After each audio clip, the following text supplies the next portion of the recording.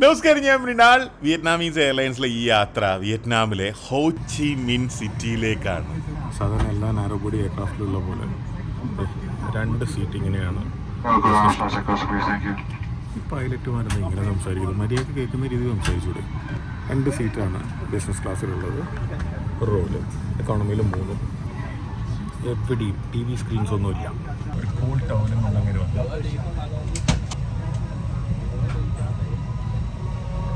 This is apple juice. It's water, right? Thank you.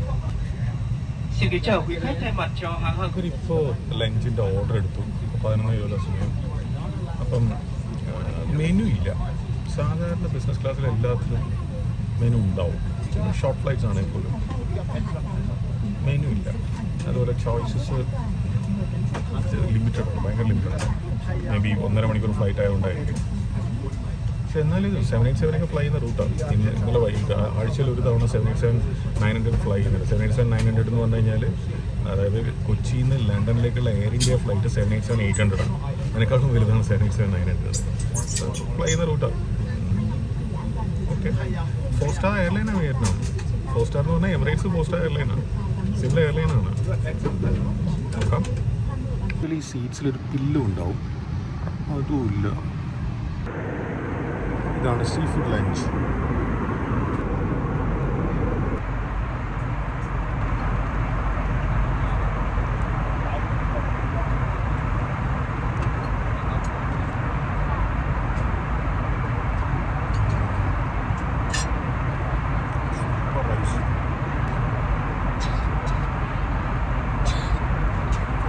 അങ്ങോട്ടും ഇങ്ങോട്ട് ഒട്ടിപ്പിടിച്ചിട്ടുണ്ടോ ചെറുതായിട്ട്?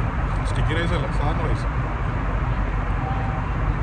പിന്നെ അതുപോലെ ഒരു സ്റ്റാർച്ചി ഫീല് ഭയങ്കര കൂടുതലാണ്. രണ്ടിനും ചെറിയ ചൂടുണ്ട്. ബട്ടർ ഇതിൻ്റെ മുകളിലിരിക്കട്ടെ.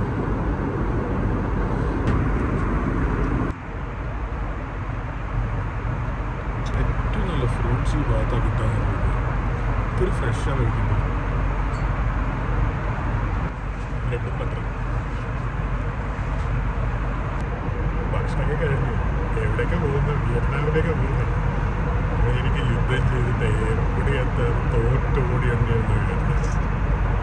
ആ കാലത്തേക്ക് കുറേ കഥകളുണ്ട്. അതായത് ഞാൻ അമേരിക്കയ്ക്ക് എതിരെ വിയറ്റ്നാമിന് അനുകൂലം അങ്ങനെ സംസാരിക്കരുത്. പക്ഷെ അത്രയും വലിയൊരു ശക്തി വന്നിട്ട് നിങ്ങളുടെ രാജ്യത്തിനെതിരെ, നിങ്ങളുടെ രാജ്യത്ത് നിങ്ങൾക്കെതിരെ ബോംബുകൾ വർഷിച്ച് ഫൈറ്റ് ചെയ്യാണ്. അന്നത്തെ കാലത്ത് സാധാരണ ജനങ്ങൾ, കൃഷിക്കാർ, അരിയും ഒക്കെ കൃഷി ചെയ്യുന്നവർ കമ്പും കുന്തും കുറുമടി എടുത്തിട്ട് തിരിച്ച് ഫൈറ്റ് ചെയ്യണം. ഏത് പീരങ്കിക്കും തോക്കിനും ബോംബിനും വിമാനങ്ങൾക്കും എതിരെ. എന്നിട്ട് അവർ വിജയിക്കുകയാണ്. എന്തായാലും ലെറ്റ്സ് ക്വയറ്റ് എ ലെഗസി. ഇപ്പം എത്തും. 40 കൊല്ലം കൂടെ ഉള്ളൂ.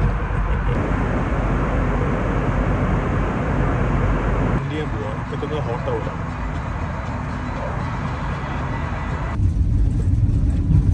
ഇമിഗ്രേഷനിൽ കടൽ പോലെ ആളായിരുന്നു.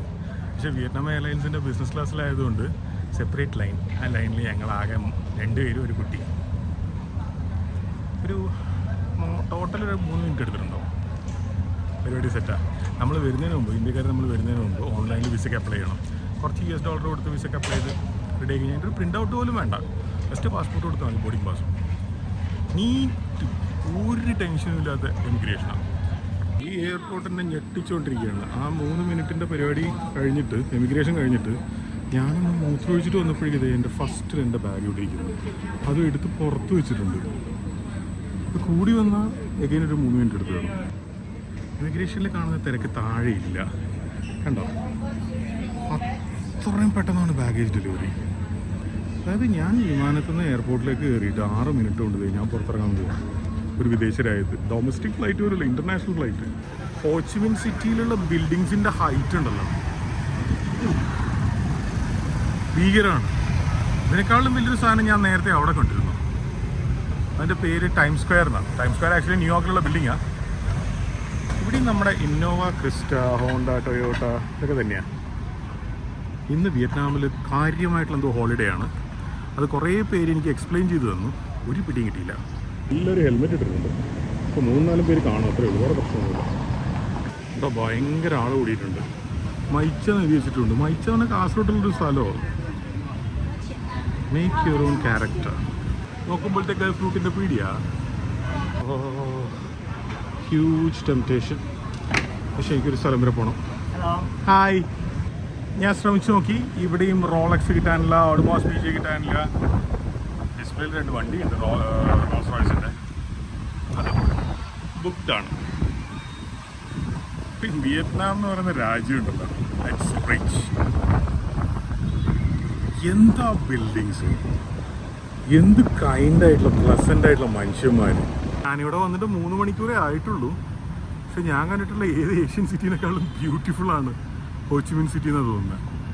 ടൂറിസ്റ്റ് ഇങ്ങനെ കൂടി വരുന്നത് ഒരു നാട്ടിലെ തനത് ഭക്ഷണത്തിനെ മാറ്റി ഒരു സിറ്റിയിലെ, ഫോർ എക്സാമ്പിൾ ബാങ്കോക്ക്, അവിടെ നല്ല തായ് ഫുഡ് കിട്ടാൻ ഭയങ്കര പാടാണ്, ഓതൻറ്റിക് ആയിട്ടുള്ള. വിയറ്റ്നാം അത്ര എത്തിയിട്ടില്ല, എന്നാൽ ഇത്തിരി പാടാ. ക്രാബും സീ ഫുഡുള്ളൊരു സൂപ്പ് പറഞ്ഞതാ. ഇത് 25 കുടിക്കാനുള്ള സൂപ്പുണ്ട്.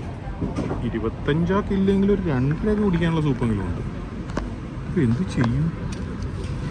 മാത്രമല്ല ഒരു ആവേശത്തിൻ്റെ പുറത്ത് വേറൊരു സാധനം കൂടി ഞാൻ പറഞ്ഞിട്ടുണ്ടായിരുന്നേ.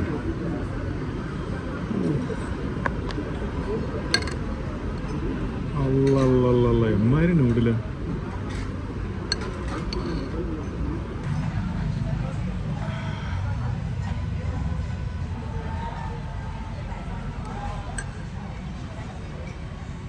നല്ല സീ ഫുഡിൻ്റെ ടേസ്റ്റാണ്.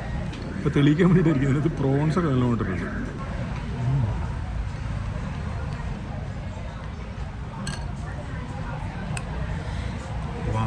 വാലിലുള്ള ഷെല്ലടക്കമാണ് സൂപ്പറുള്ളത്.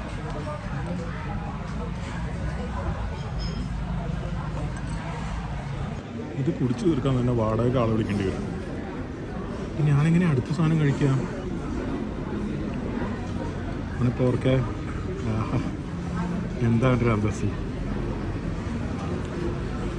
നല്ല പോർക്ക് കഴിക്കണമെങ്കിൽ ഒന്നുകിൽ സൗത്ത് ഈസ്റ്റ് ഏഷ്യ വരണം, അല്ലെങ്കിൽ അമേരിക്കയിൽ പോകണം. ജർമ്മനി പോയാലും മതി.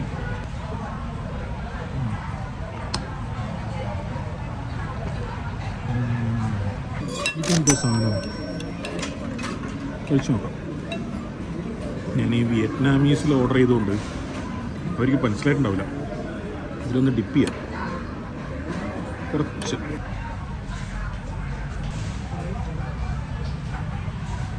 മധുരമുണ്ട്. ആ കോട്ടിങ് റൈസാണ്. ഈ ഡിപ്പ് നല്ല മധുരമുള്ള ഡിപ്പാണ്.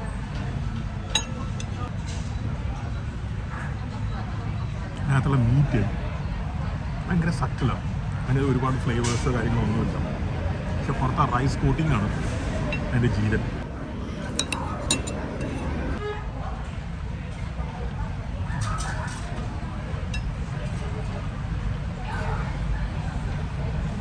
ഇതെൻ്റെ പകുതി, ഇതെൻ്റെ കുറച്ച്. Asian dip.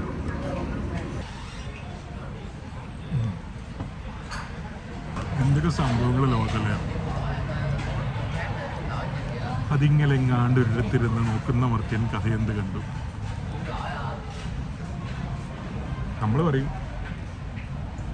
നമ്മളെ ഫുഡാണ് ലോകത്തിലെ ഏറ്റവും നല്ല ഫുഡ്. നമ്മൾ പറഞ്ഞാൽ എല്ലാവരും അല്ല, ചിലർ ലോകത്തിലെ ഏറ്റവും നല്ല ഫുഡ്. നമ്മുടെ നടന്മാരും ഇപ്പോൾ മോഹൻലാൽ ആണ് ലോകത്തിലെ ഏറ്റവും വലിയ നടൻ എന്നൊക്കെ പറയുന്നത് ഞാൻ കേട്ടിട്ടുണ്ട്. പക്ഷെ ലോകത്തിൻ്റെ ഒരറ്റം പോലും നമ്മൾ എക്സ്പ്ലോർ ചെയ്ത് നോക്കാമെന്നാണ് നമ്മളിതൊക്കെ പറയുന്നത്.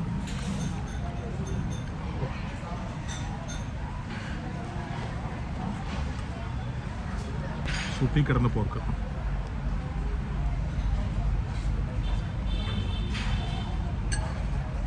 എൻ്റെലി വെരി ടേസ്റ്റാണ്.